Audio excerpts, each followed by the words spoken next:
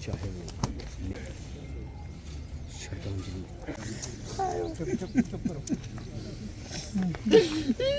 तारिक श्रद्धांजलि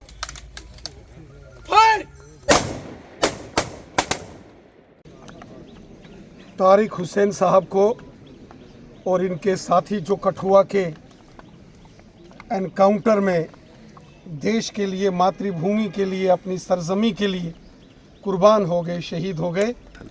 पूरा मुल्क, पूरा हिंदुस्तान शहीद तारिक हुसैन और उनके बाकी साथी जो कठुआ में शहीद हुए उन्हें नमन करता है पूरा हिंदुस्तान।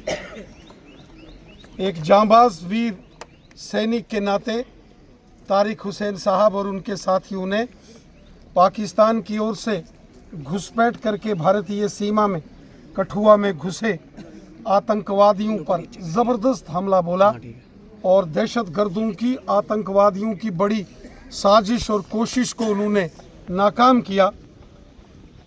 ज़बरदस्त मुठभेड़ हुई जिसमें आतंकवादियों का सफाया हमारे जवानों ने किया, लेकिन इसी मुठभेड़ में हमारे 4 जम्मू कश्मीर पुलिस के जांबाज वीर सैनिक शहीद हो गए।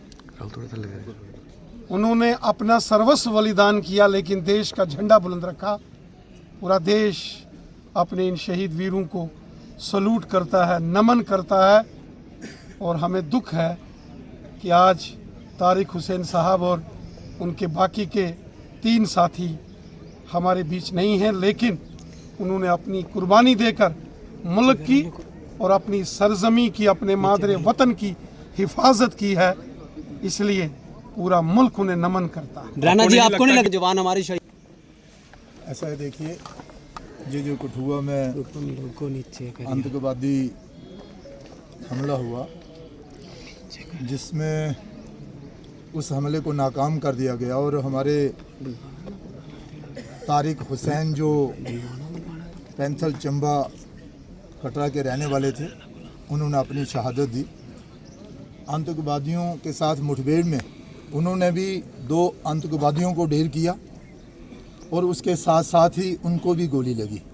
उन्होंने देश के लिए अपने प्राण जो है वो निछावर किए। अपने पीछे तारिक हुसैन एक पत्नी और एक बच्ची को छोड़ गए हैं। उनके बूढ़े माता पिता हैं।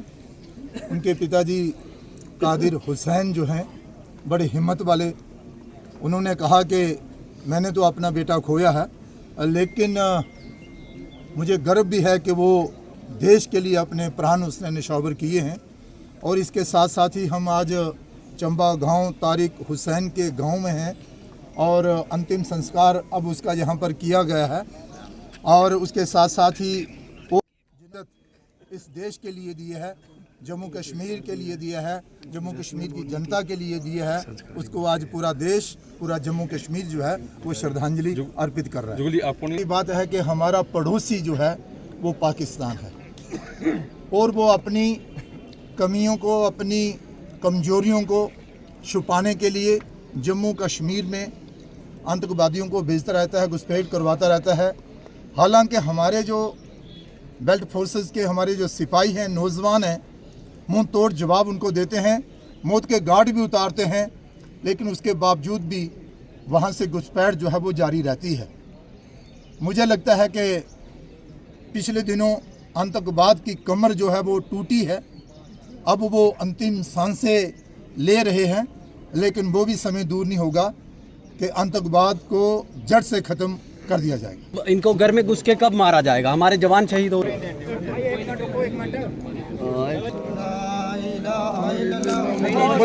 दूर नहीं,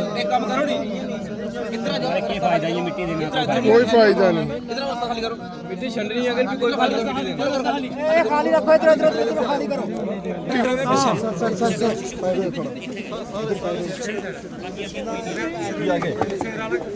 सिर वाले सीधा सीधा सीधा साहब की जो आखिरी सफर है, या अल्लाह इसमें कामयाबी, इनको कामयाबी अता फरमा। आमीन।